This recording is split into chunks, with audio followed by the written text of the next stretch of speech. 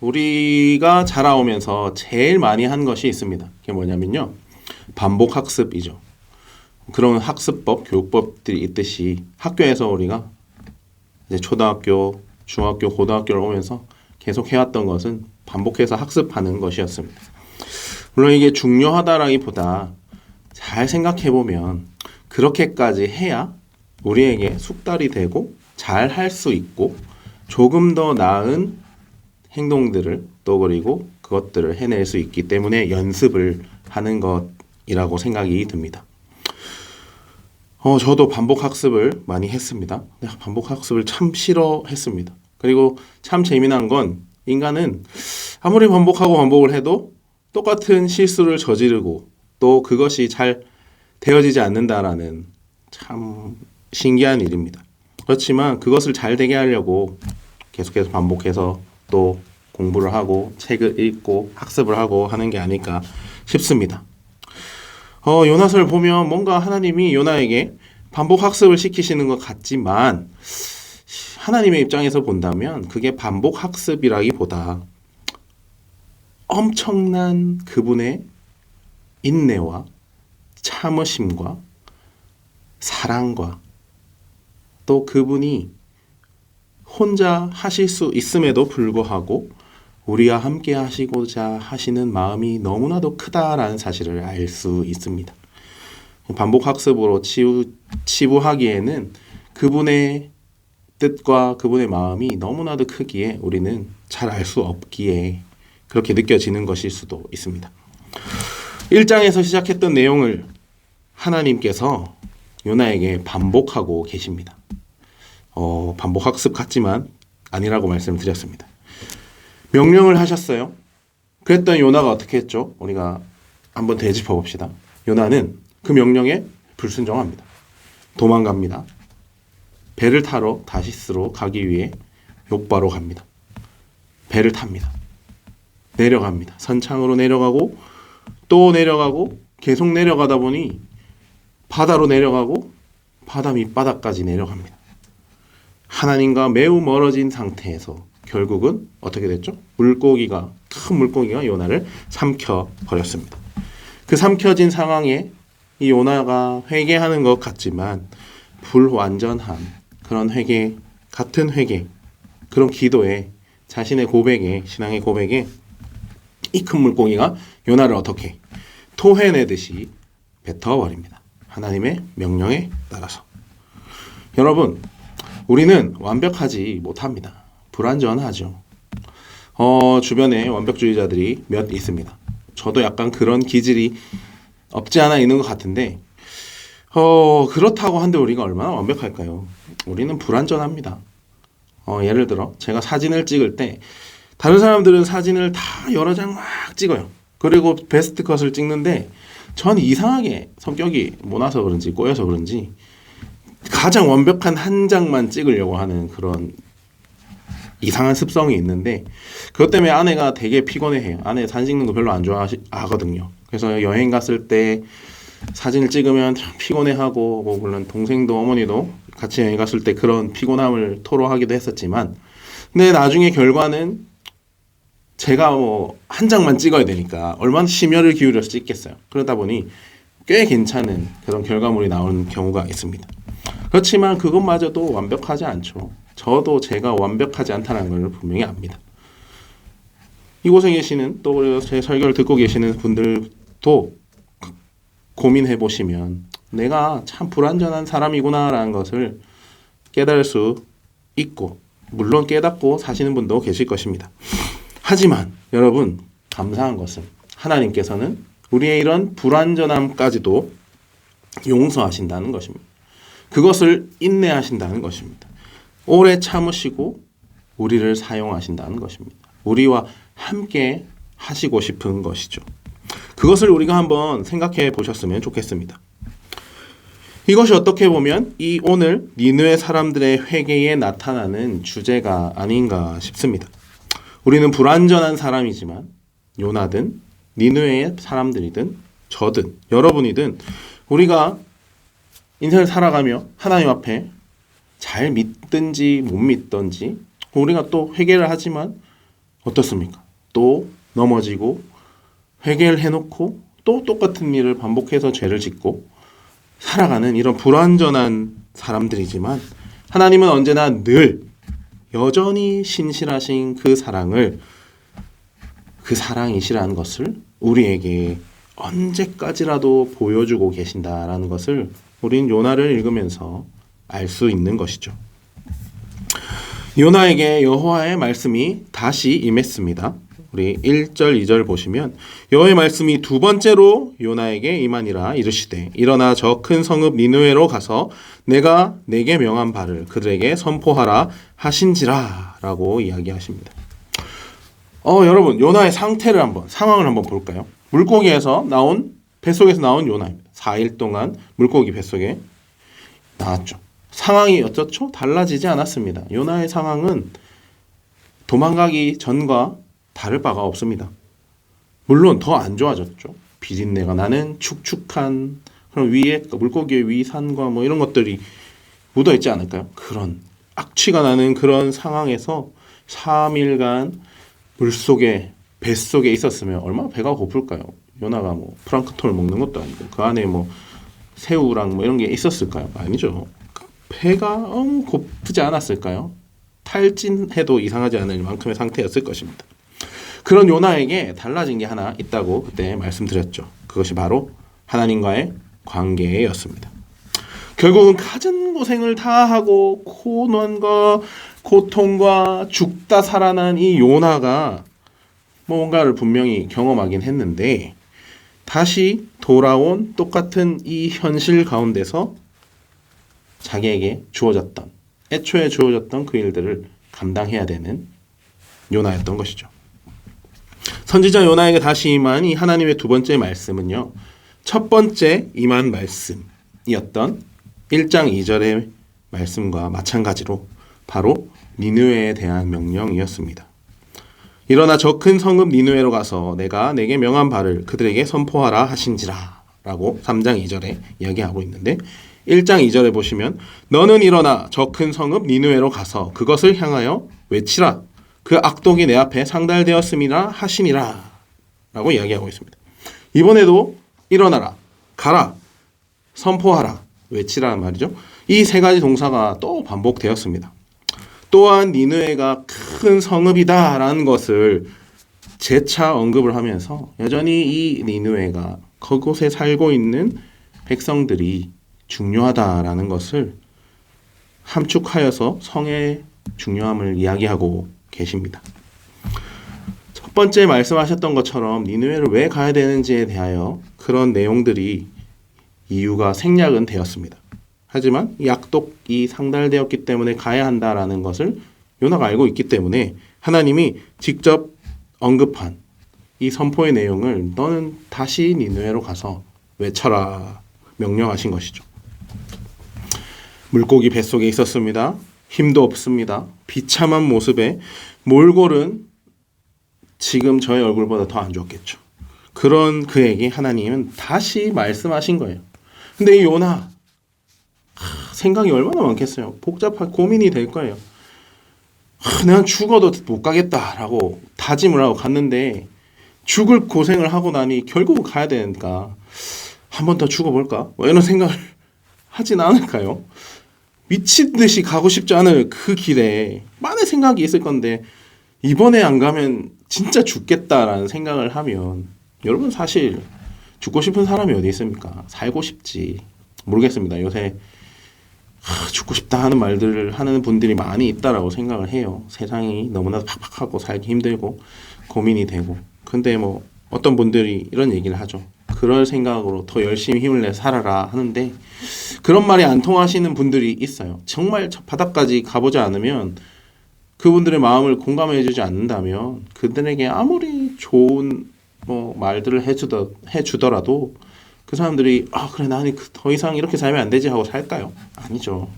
요나도 비슷하지 않았을까라는 생각을 해봅니다. 근데 어쩔 수 없이 가는 거겠죠. 물론 회개를 하였습니다. 회개 같지 않은 계속해서 나의 신앙과 자기의 어떠함과 그런 것들을 이야기하며 하나님 나는 이러지 않았습니까? 근데 왜? 느낌의 그런 회개를 했지만 결국은 그 생각들을 내려놓고 니느웨로 갑니다.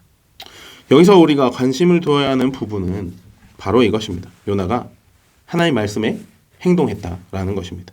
그리고 하나님의 말씀에 일단 순종을 했다는 겁니다. 일단은 니느웨에 갔지 않습니까? 갔습니다. 목숨 걸고 가고 싶지 않았던 그곳에 결국은 갔어요. 왜? 그 목숨을 건져내신 분이 다시 갈 수 있도록 완벽하게 기회를 주신 것이죠. 왜 하나님은 그 당시 니느웨 이 입장에서 이방인이잖아요. 요나는 이방인이에요. 이 요나를 통해 저 멀리 있는 아수르의 수도까지 보내셔서 니느웨에게 회개의 메시지를 선포하라라고 하셨을까요? 하나님 요나에게 다시 기회를 주셨습니다. 생각해 보십시오. 사실 하나님은 요나가 아니라도 요나 에잉 난 죽을 거예요. 바다에 뿡 하면 그래 안녕 너 그래 이러시진 않으시겠지만 만약에 그러시고 난 다음에 자 요나가 죽었으니 자 저기 이제 우리 옆에 목사님 계시니까 용준아 네가 아수르로 가라 이러면은 그러실 수도 있잖아요. 대신 보내실 사람이 왜 없겠어요. 아목스도 있었고 보내실 수 있지만 아니면 하나님 직접 하셔도 돼요. 못하실 분은 아니란 말이죠. 그런데도 불구하고 하나님은 다른 선지자를 보내실 수 있었지만 굳이 요나를 담갔다가 뺐다가 뱉었다가 위로도 하시고 우쭈쭈 하시고 하신 거예요. 왜? 하나님의 관심이 요나가 니느웨에 가서 외쳐야 되는 이 사역에 있었던 게 아니라 이 요나에게 이스라엘 백성에게 있었다라는 것이요. 하나님의 시선은 오직 택하신 백성, 하나님 택하신 자, 그리고 구원받아야 할 자, 이 모두에게 있다라는 사실을 우리는 생각해 봐야 되는 겁니다. 하지만 요나는 어떤 사람이었죠? 편협한 민족주의, 왜곡된 선민 사상과 그런 자신들의 신앙적 우월감을 가지고 살았던 요나. 물론 근데 이 아수르와 이스라엘의 관계를 여러분이 잘 또 살펴보신다면 나중에 뭐 얘기할 수 있는 기회가 있을 것 같지만 요나의 입장도 충분히 이해가 되긴 합니다. 그래서 물론 지금은 많이 약해졌지만 우리나라와 일본 관계를 생각해 볼 때 여러분 그 식민지 시절을 살았던 분에게 뭐 이제 거의 다 돌아가시고 없겠지만 그분에게 일본에 가서 야 니네 섬 무너지니까 빨리 하나님 믿고 회개해라고 한다고 하면 과연 그분이 가실까요? 저기요 수용되고 괴롭힘 당하고 이랬던 사람이 가라고 하면 갈까요? 안 갈 것 같습니다. 하지만 하나님의 관심은 그곳이 아니라 이 요나에게 이스라엘 백성에게 있다라는 거죠. 이스라엘이 가장 먼저 회개해야 할 백성이었다라는 겁니다. 하나님은 요나와 니느웨 사람들 모두를 포기하지 않으신 거예요. 왜냐?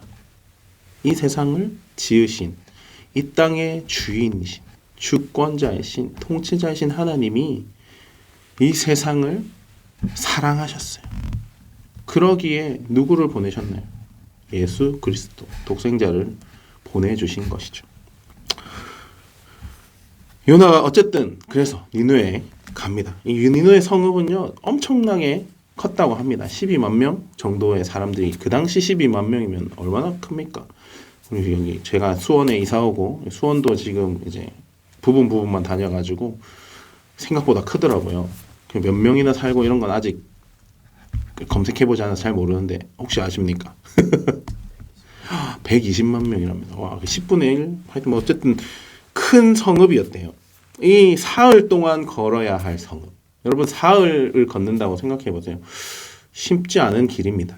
그 큰 성읍을 하나님 앞에 이 큰 성읍이란 표현이 매우 크다는 의미인데 계속해서 이것을 강조하고 반복해서 표현하고 계신 거예요. 그것은 크기만 하다는 게 아니라 하나님 앞에 중요하다라는 거죠. 소중한 곳이다라는 것입니다. 그냥 버릴 곳이 아니다라는 이야기를 이렇게 표현하고 계시는 것이죠. 요나는 하나님의 명령대로 니느웨에 가서 말씀을 전합니다. 도성 안에 들어가서 이렇게 선포하기 시작했습니다. 40일이 지나면 니느웨가 멸망할 거야. 무너진다. 라고 얘기한 거예요. 여러분 근데 잘 생각해 보세요. 누가 와서 외교사절단이 와서 그곳에 뭘 사찰을 하고 돌아다니고 뭔가를 외친다고 했을 때 시간이 40일 뒤에 무너진다고 생각해 보면 하루만 얘기해가지고 될 게 아니잖아요. 그리고 사실 이게 사흘 걸린다고 했단 말이죠. 그냥 계산식으로만 봐도 4일 돌아다녀야 되는 그 성읍을 하루만 그냥 외치고 다녔어요. 명확한 것은 니느웨의 멸망이 임할 거다. 그리고 기한이 정해져 있다라는 이 간단한 하나님의 심판의 선포 메시지였습니다. 이 두 가지 일이 일어날 거다라는 것을 이방인인 요나가 이렇게 니느웨에 전해야 됐다는 것이죠. 이것이 요나에게 달려있는 것입니까? 아닙니다. 하나님의 손에 달려 있었으며 그 하나님이 전능하신 주권자 되신 하나님이심을 니느웨 사람들이 알아야 했어요. 니느웨 사람들도 믿는 신이 있을 거 아닙니까? 자기네들이 믿는 신. 그런데 그들이 이방신이었던 그들의 입장에서 이방신인 하나님을 믿어야 돼요. 근데 40일 남았어요. 4일 돌아야 되는 성읍인데 요나는 어떻게 했죠? 하루만 돌았어요. 외교사절단들이 와도 국가적 행사를 해도 하루 만에 끝나는 건 없잖아요. 와서 귀빈을 맞이하고 그들의 시간들을 스케줄을 잡고 보면 기본적으로 4일, 뭐 일주일, 뭐 하여튼 그 이상도 걸리기도 해요. 뭐 회의가 급하고 뭐 스케줄이 있으면 뭐 2, 3일도 하지만 그 정도가 걸려요. 그럼 그것들을 준비하는 시간도 필요하고 그러고 난 다음에 그 일들을 행하기 위해 남은 기간 동안 열심히 준비를 하죠. 그 시간이 40일밖에 안 되는데 이 사흘 걸을 동안 큰 성읍을 단 하루만 다니면서 요나가 전했어요. 상상이 되지 않지 않습니까? 하루 만에 4일을 돈다. 요나가 와 무슨 저기 플래시도 아니고 이러면서 야 니네 망해 니네 망해 이러면 생각을 해요. 그렇게 뛰어다니면서 말하면 들릴까요? 그냥 사람들이 그냥 있어요. 여기 앉아 있는데 제가 막 뛰어다니면서 저기서 야 너희들 망해 이러면은 어떤 사람은 너희들만 듣고 어떤 사람은 망해만 듣고 그 문장을 제대로 들을 수 있을까요? 아니겠죠. 요나가 뭐 체력이 그렇게 좋았던 것도 아니고 지나가다가 그냥 여기 한 물이 있으니까 니네들 망한대 이러고 지나가다가 또 망한대 뭐 모르겠어요. 사람 없는 데서 외쳤을 수도 있어요. 하기 싫으면. 그런 얼마나 대충 건성으로 전했을까요? 거기다가 더해서 요나는 하나님의 용서의 가능성을 싹 빼놓고 멸망의 이야기만 심판에 대해서만 전하고 있는 것이죠. 그런데 이 요나를 통해 니느웨에 전한 메시지가요. 하나님의 이 메시지가 겉으로 보기엔 심판의 메시지인 것 같지만 그 안에는 회개의 권유가 들어있는 것입니다. 이 또 회개의 권유가 이 심판의 메시지를 전하는 더 큰 목적이 있습니다. 이 심판의 경고를 알아듣고 하나님께 속 깊은 이 의도를 알아듣고 속히 돌아오는 자들, 회개하며 돌아오는 이 자들이 은혜가 있는 것이죠. 여러분 심판만 있으면 그게 얼마나 괴롭습니까? 어렵습니까? 그래서 저 어릴 때 5학년 때인가? 그왜 다들 여러분들도 아시다시피 장래희망 이런 거 쓰잖아요. 5학년 때 뭐 누가 이렇게 집에 가면은 뭐 꽃 그림 선생님 만들어줬나 봐요. 사진 이렇게 딱 붙여가지고 하여튼 통통한 애가 지금도 통통하지만 애 웃고 있어요. 웃으면서 여기 장래희망 판사 적혀 있어요. 와우. 그랬으면 참 피곤하고 힘든 세상을 살지 않았을까라는 생각을 지금 해봅니다. 뭐 물론 지금도 비슷할 수도 있습니다만 어쨌든 누군가를 심판한다는 것은 참 어려운 일인 것 같습니다. 기준을 잘 가지고 있어야 하고 세워서 살아가야 하는데 여러분이 용서와 사랑이 없는 심판은 하나님의 입장에서는 반쪽밖에 되지 않는 것이죠. 하나님은 그런 심판만 하시는 하나님이 아니다는 것을 우리는 너무나도 잘 압니다. 요나가 하나님께 받은 말씀을 가지고 결국은 무엇을 한 거냐? 자기가 전하고 싶은 거. 자기가 하고 싶은 대로. 자신의 온 마음을 담아서 니느웨에 일어나길 원하는 것들을 전한 것이죠. 결국 요나가 순종한 것 같아 보이지만 순종이 아닌 하나님의 말씀에 또 한 번 다시 넘어지는 이런 결과를 나타내게 되는 것입니다. 여러분 가만히 보면 우리가 그렇지 않습니까? 늘상 회개를 하고 또 다시 다짐을 하고 하나님 나를 붙들어 주시고 용서해 주시고 힘듦이 넘어가면 감사는 하지만 결국 또 그 힘듦에 넘어지는, 그리고 요나서를 묵상하면서 이런 생각들이 많이 들어요. 결국은 하나님의 계획하심 안에 우리가 살아가고 있고 하나님 원하시는 그때에 물고기에 갇혀 있을 때 여러분 생각해 보세요. 지켜주시지 않으면 죽을 것이고 토해내라고 명령하지 않으시면 계속 물고기 뱃속에 살아야 해요. 그렇죠? 우리는 순종할 수밖에 없는데도 불구하고 불순종하며 살아가요. 매일매일을 그렇게 살죠. 하지만 참으로 놀라우신 하나님의 사랑은 그것마저도 용납해 주신다라는 것입니다. 용서해 주신 그 깊은 사랑이 심판이 아니라 하나님이 원하시는 진정한 그분의 마음이라는 거죠. 요나는 이때까지도 하나님의 마음을 잘 몰랐던 것 같습니다. 그리고 이 회개는요, 놀랍게도 언제나 하나님의 역사였습니다. 니느웨 사람들은 이 소식을 듣고 요나에게 어떻게 반응했을까요? 요나를 비웃지도 않고 괴롭히지도 않았어요. 그리고 오히려 잘 들리지 않는 그 말씀을 진지하게 들었던 것 같습니다. 이것이 요나에게는 충격으로 일어난 것이죠. 매우 충격적인 일이 일어난 겁니다. 어떤 도시의 전체가 반응하기 시작한 겁니다. 그것도 단 하루 만에 말이죠. 요나의 머리에선 상상도 할 수 없는, 4일 걸리는데 하루만 대충 전하면 얘들 분명히 멸망할 거야 라는 마음으로 전하지 않았을까요? 그런데 와, 이게 뭐지? 싶은 거예요. 요나가 전한 심판의 경고가 오히려 니느웨 사람들의 회개의 기회가 된 것입니다. 안전했으면 망했겠죠. 물론 하나님 망하게 하지 않으셨겠지만 하나님의 계획은 이 일을 통해서 니느웨의 회개와 회복도 원하시지만 요나가 왜 하나님이 이렇게까지 하시는지를 알았으면 하는 마음이 있으셨던 것 같습니다. 이것은 분명히 하나님의 일하심과 역사가 아니고서는 불가능한 일처럼 보입니다. 그렇지 않습니까, 여러분? 일주일, 4일 걸릴 일을 그냥 4일이 그냥 성읍을 도는 이 기간이 4일이라고 나와 있으니 4일이라고 하는 거죠. 그 성읍에 있는 모든 사람들에게 다 얘기하려면 여러분 그들을 다 모을 수 있는 입장도 아니잖아요, 요나가. 그렇죠? 요나가 요즘에 사기꾼들은 하나 착 얘기하면 꼭 몰려서 그렇게 모일 수 있겠지만 요나가 그런 사람 아니잖아요. 이방인이 다른 나라의 신을 섬기고 있는 선지자가 그 사람이 선지자인지 아닌지도 모를 거란 말이죠. 얘기하면은 니네 사람들이 모일까요? 안 모이죠. 자기들의 삶을 살아가기도 바쁠 것입니다.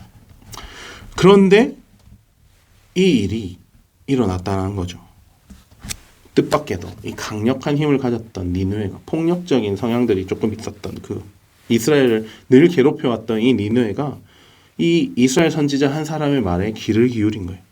대규모 회개를 하고 그 표시로 굵은 베옷을 입고 또 이제 사회적으로 높든 낮은 사람이든 그것에 상관없이 다 이렇게 회개하기 시작한 거예요. 국가적인 회개가 일어난 것입니다. 그들의 입장에서 자기들이 믿던 신들이 있는데 그 신이 와가지고 야, 너희들 재물을 더 바쳐, 너희들 그러지 않으면 망할 거야, 흉년이 올 거야, 이것도 아니고 갑자기 생뚱맞게 저기서 예를 들면 이런 거죠. 일본에서 어떤 나카무라 상이 와가지고 하이 강꼬꾸 기도 안 하면 망합니다 이러면은 듣겠어요? 아니잖아요. 그런데 이 이방신이었던 하나님의 말씀을 듣고 회개하기 시작했습니다. 여러분 어떻게 이런 일이 일어날 수 있을까요?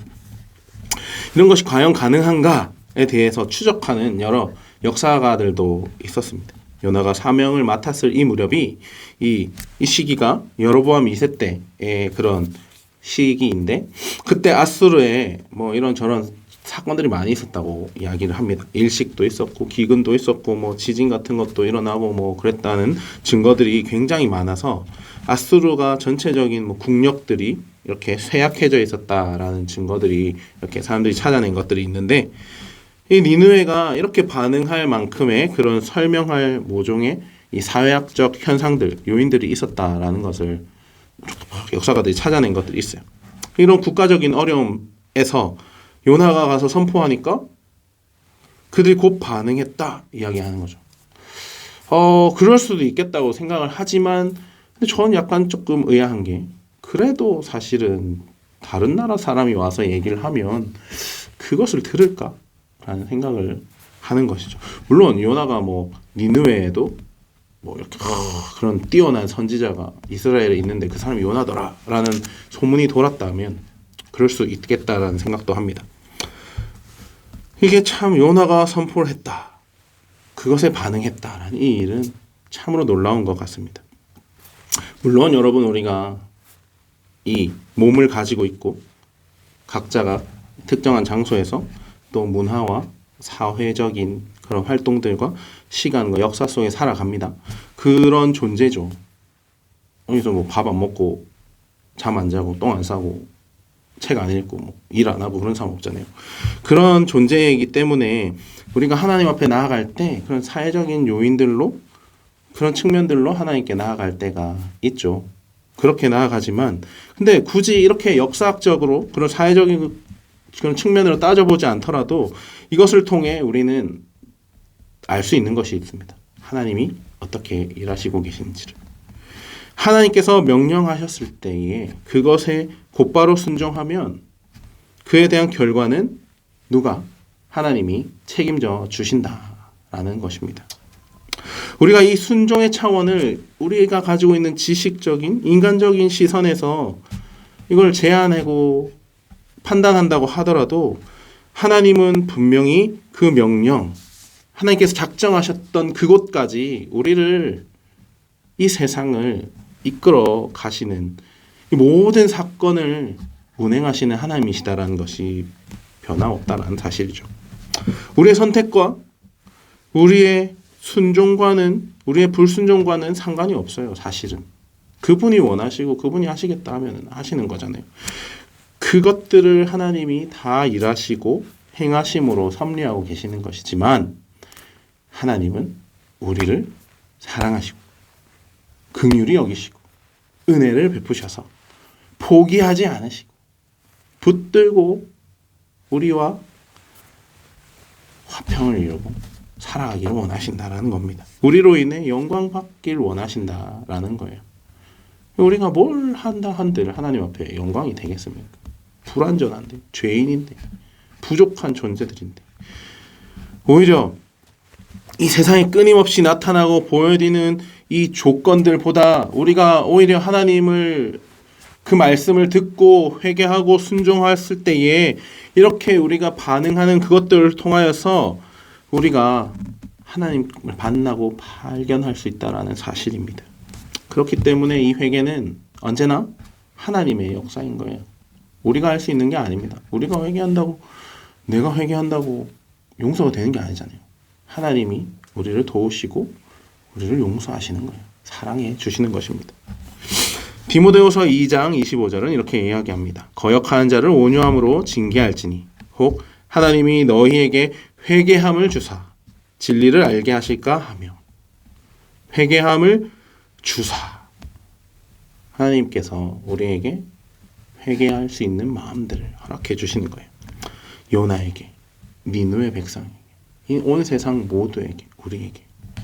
그렇기에 이 시간 지금에도 열방 가운데에 하나님의 복음을 들고 나아가는 선교사님들 또 그리고 주변의 이웃들과 친척들에게 하나님의 사랑을 전하는 것이 이 땅을 살아가는 하나님의 백성, 하나님의 자녀됨의 도리가 되는 것입니다. 계속해서 요나의 회개의 메시지로 니느웨 백성들은 회개를 합니다. 그 회개의 소식을 듣고 어떤 일이 일어나냐? 놀랍게도 니느웨 왕이 반응을 한 것입니다. 여러분, 왕이 어떤 사람입니까? 다 가진 사람이 지가 한마디 하면 아이고 하는 게 왕이잖아요. 뭐 지금은 뭐 왕이 없으니까 왕이 있는 나라도 있지만 요새 뭐 그렇잖아요. 이 왕이 조서를 내려서 자, 다 굵은 베옷을 입어. 자, 회개해. 이것도 아니고 반대 현상이 일어났어요. 백성들의 반응이 왕에게 메시지가 된 것입니다.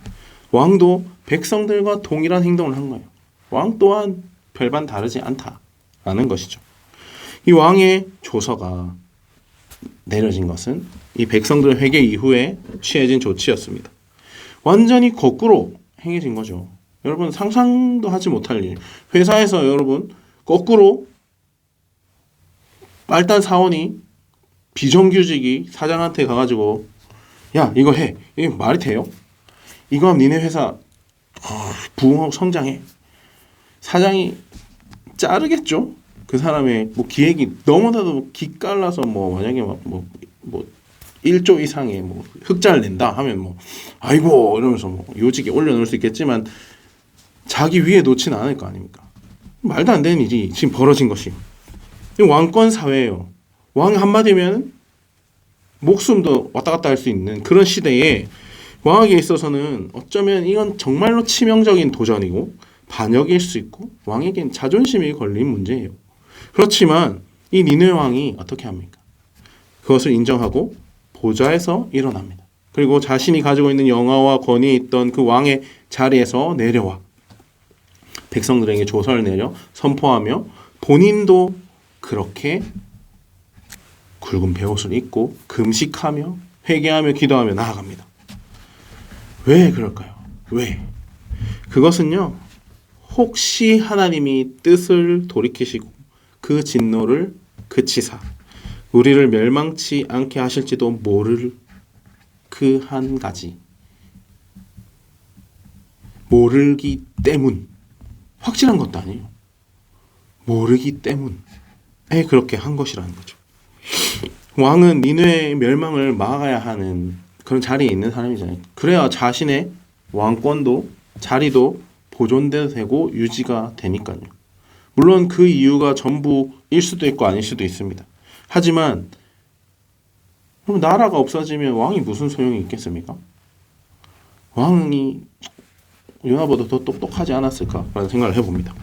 이 왕이 니느웨 멸망 막기 위해서 어떻게 하나? 금식을 선포하고 하나님께 힘껏 부르짖으라 명령을 하는 것이죠. 백성들에게. 백성들은 이미 회개하고 믿고 그러고 있는데 그거 갖고는 안 돼. 더 해. 금식해야 한다. 기도해야 된다. 무엇을 해야 된다? 하나님께 힘껏 부르짖어야 한다라는 것이죠. 하나님이 요나에게 주신 명령은 무엇이었습니까? 외치라는 것이었습니다. 이 부르짖으라, 외치라는 같은 단어를 썼는데요. 하나님께 가서 외치라라고 이 왕이 백성들에게 명령하고 있는 것이에요.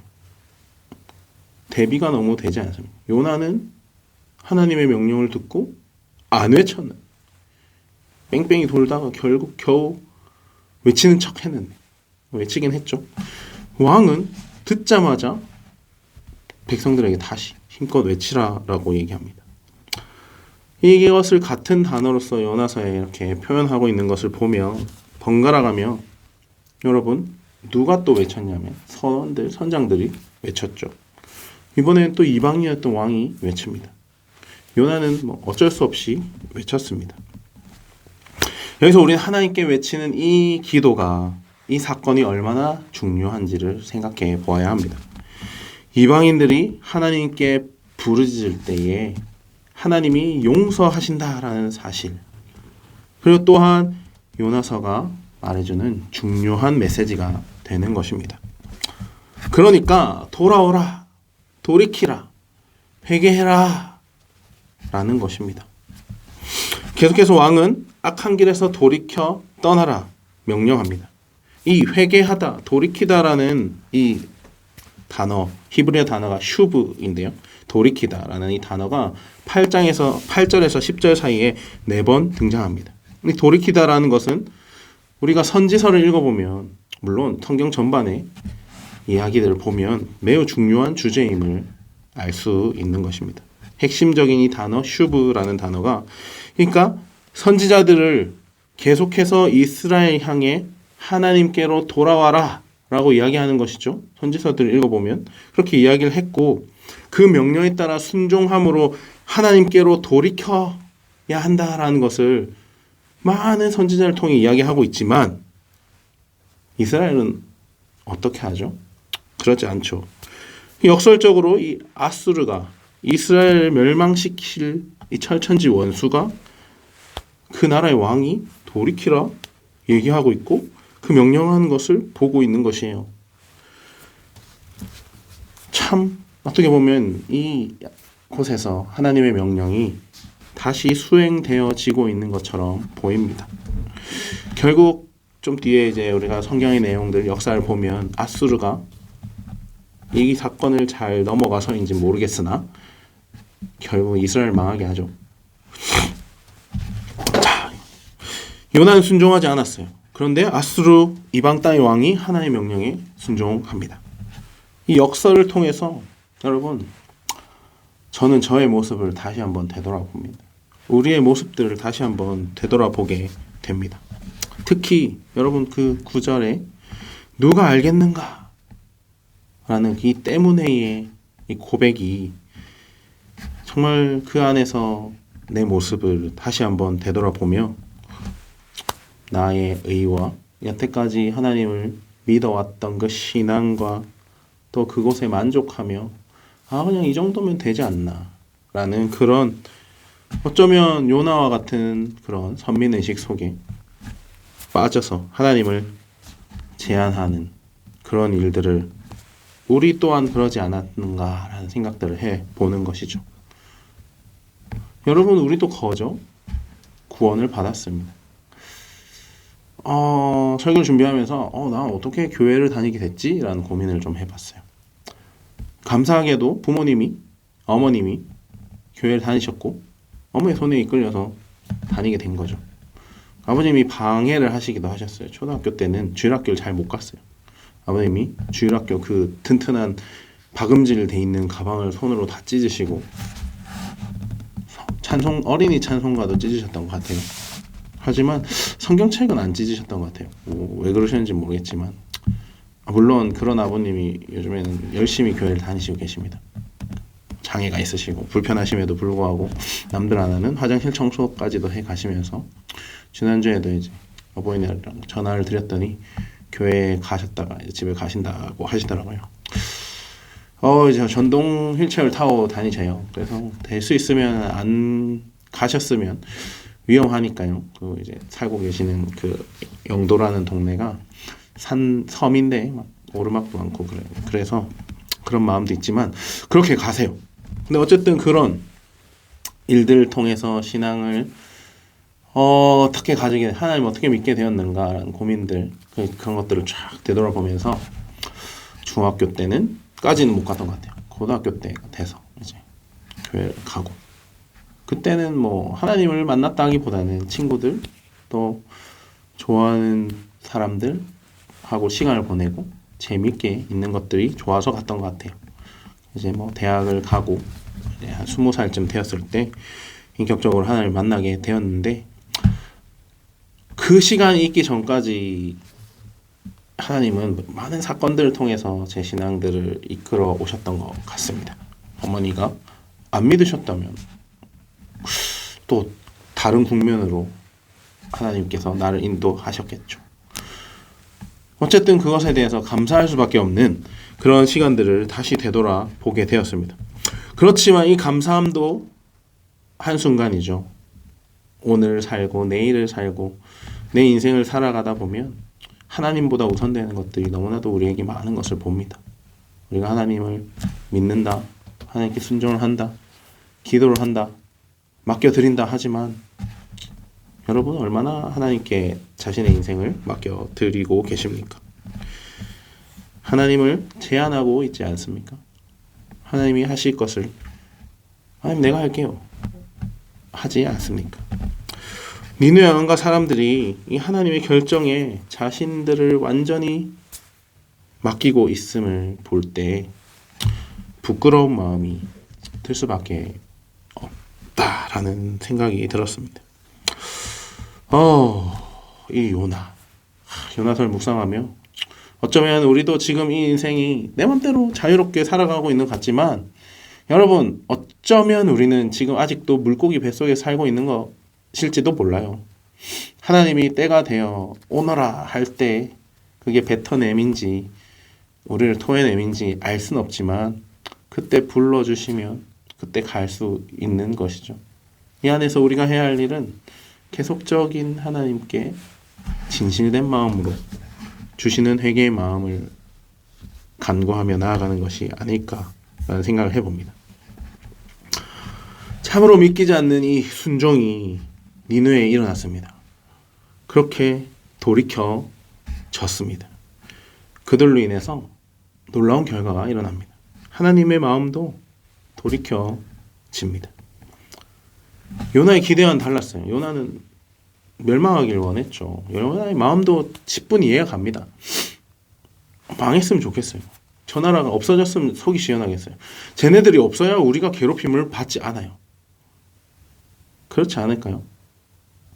그런 이 니느웨가 요나의 기대와 달리 돌이키자 요나의 바램과 달리 하나님이 내리시려던 이 재앙이 그 마음을 바꾸심을 보고 이 하나님의 멸망 계획을 구원으로 그 계획으로 바꾸신 것은 니느웨 사람들이 악한 길에서 돌이킨 행동이었던 것이죠. 이 사건은요, 하나님의 긍휼과 자비와 용서의 그 사랑의 성품을 그대로 나타내 주시는 겁니다. 자기의 지은 죄와 악한 일을 버림으로써 그들은 생명의 건져짐을 받게 된 것입니다. 여러분, 믿고라고 나와 있지만 니느웨 백성들이 하나님을 믿었을까요? 그냥 이제 하나님을 신앙을 가지고 이제 우리의 신이다 하고 믿었는지는 모르겠지만 그렇게 자세하게 디테일하게 기록하고 있지는 않지만 이 하루의 시간 가운데 그런 마음이 들었다고는 볼 수 없을 것 같습니다. 물론 하나님이 하신다면 가능도 하겠죠. 그렇지만 이들이 자신들의 나라와 민족을 위해서 그랬는지 어쨌는지는 알 수 없겠으나 어쨌든 그것과는 별개로 하나님의 긍휼과 자비와 용서와 사랑을 우리는 이 일들을 이 사건을 통해서 배울 수 있게 되는 것이죠. 여러분, 오늘 3장 본문을 묵상하면서 앞선 1장 2장과 비교가 될 수밖에 없을 것 같습니다. 요나의 불완전한 회개, 그리고 이방인들의 완전한 회개, 선원들의 이야기와 같이 이 큰 성읍 니느웨에도 반복되어지는 것이죠. 요나에게는 다시 기회를 주셨어요. 완벽한 기회를 주셨어요. 처음과 동일한.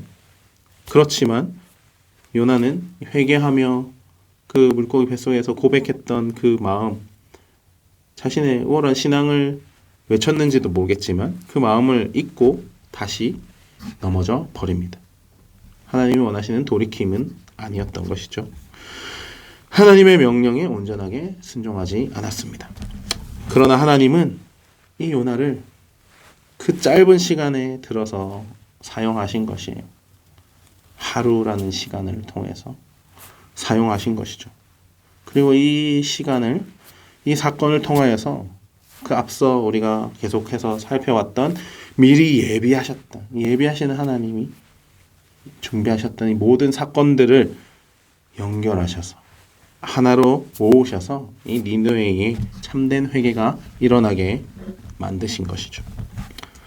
하나님이 원하시는 회개는 여러분 돌이키는 것입니다. 하나님께로, 엄한 방향이 아니라 하나님께로의 돌이킴입니다.